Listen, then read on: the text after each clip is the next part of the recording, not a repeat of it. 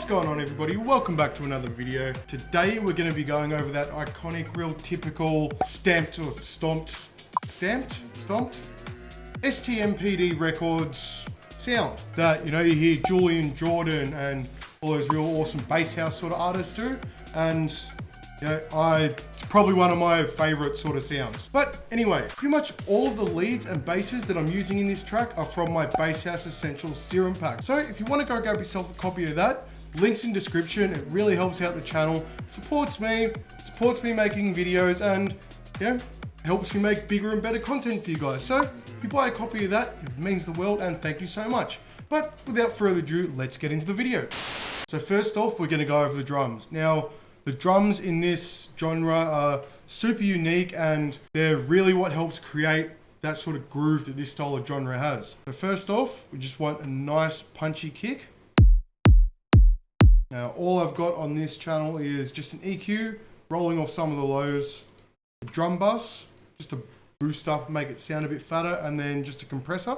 Next, we've got some claps. We've got 3 different claps in this layer. And then they create this. I always recommend layering your claps when you're making sort of any music, just to make them a little bit more unique than just grabbing a sample and just using that one sample. And then we've got some white noise and percussion hits and all that sort of stuff.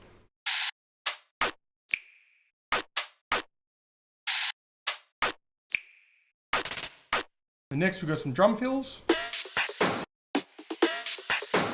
And then just some little effects, just for those transitions.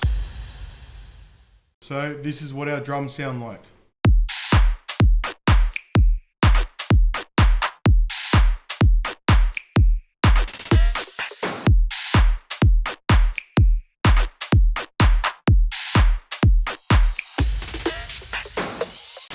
Now let's move on to the bass. So my bass here is made up of 4 different layers. We've got a sub. Then we've got the next one. And then the next one, which is sort of like some of that high-end grit.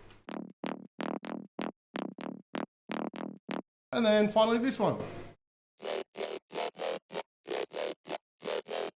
Which again, just adding some more of those high frequencies in there.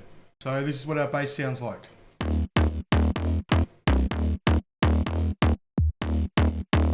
You see, nice and distorted, and it's just nice heavy bass, which is perfect for this genre. So this is what it sounds like with all of our drums.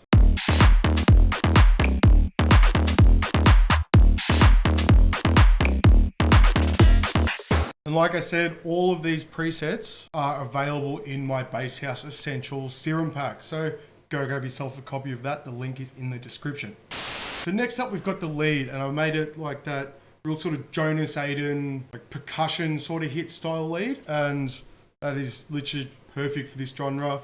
That's pretty much what you hear on stamped records. So again, this is made up of 3 different leads, which again, all available in the Bass House pack.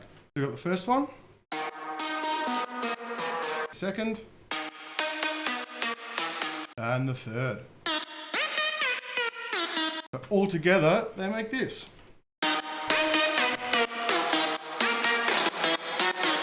There's not a whole lot of processing on these. On the first one, I've just got an EQ cutting all the lows, bit of reverb, some OTT, an overdrive for distortion, and then another EQ at the end, cutting more lows because some of the processing just brought some of that low end back in that I didn't want. Pretty much the same on the next layer, just slightly different settings. And then the same on the third, again, just slightly different settings. And then on the group channel, I've just got an auto filter, which sort of comes in later in the track. And then finally, you can see here, it's got some volume automation, which really helps control the reverb. So it's just ducking when the notes aren't hitting. Without the automation, you get this. And then with the automation,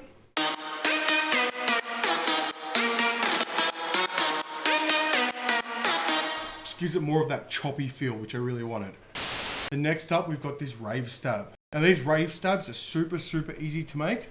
Pretty much just 2 oscillators with 8 voices in saw waves, quite heavily detuned, and then some reverb, distortion on downsample, and then some hyper dimension as well. No hyper, little bit of dimension. What makes them sound the way they do is playing it in chords. So if you're just to play a single note in key, doesn't really get that same effect. But if you play a chord, to that super nice like 90s rave stab sort of feel.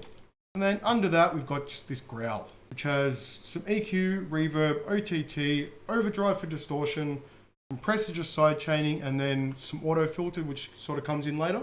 And again, this is another bass or stab or whatever you want to call it, which is in the bass house pack. And then when we get to the end of the drop here, we've got the bass that cuts out, our growl that plays the same melody as what the lead does.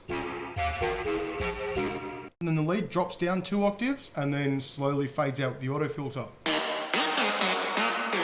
Then when we come into the start of the next part of the drop, auto filters filtering out a whole lot more and then filters up into the drop. And then we've just removed pretty much all of the drums. We've got this little white noise fluttery filter thing, which just filters in just to bring the drums back in. Finally, we've just got this reverse reverb thing, which is just made from this Rave stab. Add a shitload of reverb to it, freeze it, reverse it, and you get this. They're just really good little tricks that you can use for your transitions, which sort of help mold everything together a bit better. So that, everybody, is how you make a drop like Julian, Jordan, or pretty much anybody who's been signed to Stamped Records. You'll hear this style so much when it comes to that record label. But before we listen to the final result, make sure you guys hit the subscribe button, give the video a like, leave some comments, do all that sort of good stuff. And I hope you like it, I hope you learned something, and I will see you in the next one.